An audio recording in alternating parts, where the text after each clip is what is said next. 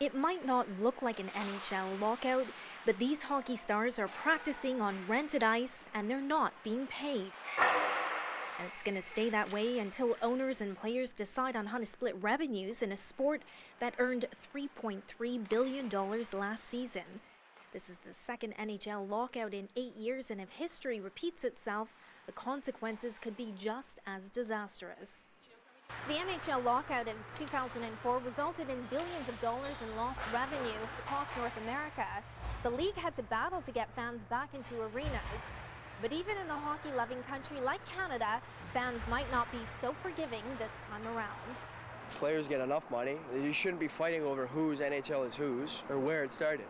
It should just be a game of fun, not about over money. Former NHL player Nick Kyprios agrees. It's tough. It's tough looking at a bunch of millionaires fighting over a pile of money, and that's exactly what's happened here. That is it for me. Hockey Central at noon. Sports analyst Jeff Blair covered the last NHL lockout and knows it's not just the fans who suffer. I think this is one of those lockouts where big companies that have the TV rights, they're the ones that are really going to get hit.